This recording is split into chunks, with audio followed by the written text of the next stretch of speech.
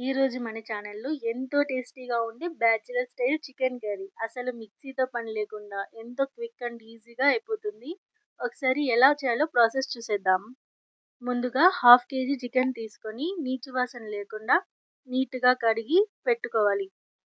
ఇప్పుడు ఒక కడాయి పెట్టి ఆయిల్ హీట్ అయిన తర్వాత బిర్యానీ ఆకు, చెక్క, లవంగం, జీలకర్ర వేసేసి సన్నగా చిన్నవిగా కట్ చేసి పెట్టుకున్న 2 మీడియం సైజ్ ఉల్లిపాయల్ని ఆయిల్‌లో వేసి వేగనివ్వాలి. చిన్నవిగా కట్ చేసి పెట్టుకున్న 2 పచ్చిమిరపకాయ ముక్కల్ని కూడా వేసుకొని కలుపుకోవాలి. కలుపుకున్న తర్వాత మన టేస్ట్‌కి సరిపడా సాల్ట్ వేసుకొని ఈ మిశ్రమంలో బాగా మిక్స్ అయ్యేటట్లు కలపాలి. ఉల్లిపాయలు ఆయిల్‌లో బాగా మగ్గిన తర్వాత ఒక టేబుల్ స్పూన్ అల్లం వెల్లుల్లి పేస్ట్ వేసి పచ్చి వాసన పోయేంత వరకు ఒక నిమిషం పాటు ఆయిల్‌లో ఫ్రై చేసుకుందాం. చూసారుగా ఇది చాలా బాగా వేగిపోయింది. ఇప్పుడు మనం ముందుగా క్లీన్ చేసి పెట్టుకున్న చికెన్‌ని కూడా ఇందులో వేసి కలుపుకోవాలి.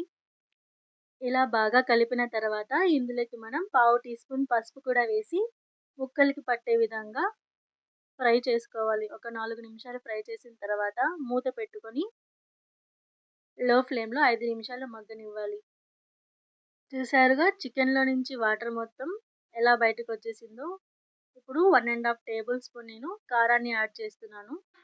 కారం అనేది మీ రుచికి తగినట్లుగా మీరు వాడే కారం ఘాటును బట్టి అడ్జస్ట్ చేసుకోండి.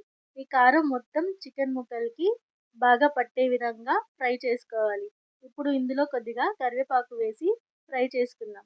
చికెన్ కర్రీలో కరివేపాకు ఫ్లేవర్ ఇష్టపడే వాళ్ళకు ఈ స్మెల్ చాలా అదిరిపోతుంది.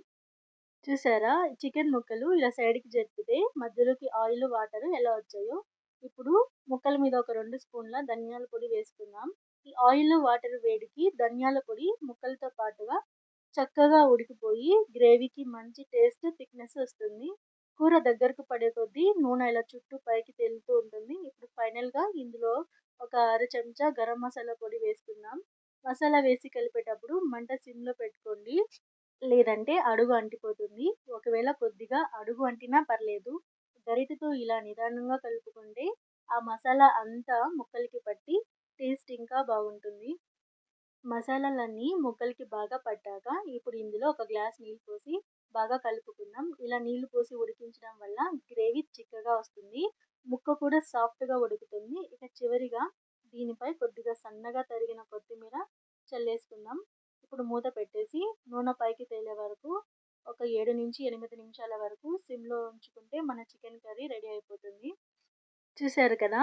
నూనె అంతా ఇలా చక్కగా పైకి తేలింది. కూర కూడా బాగా దగ్గరకు పడింది. గరిటెతో ఒకసారి కలిపి చూపిస్తాను.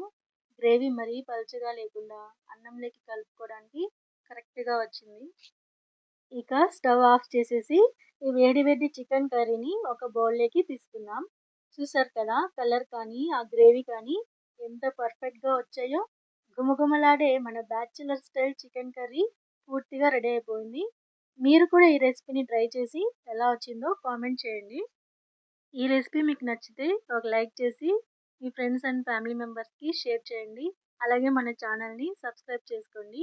ఇంకొక వీడియోలో మళ్ళీ కలుద్దాం. నమస్తే.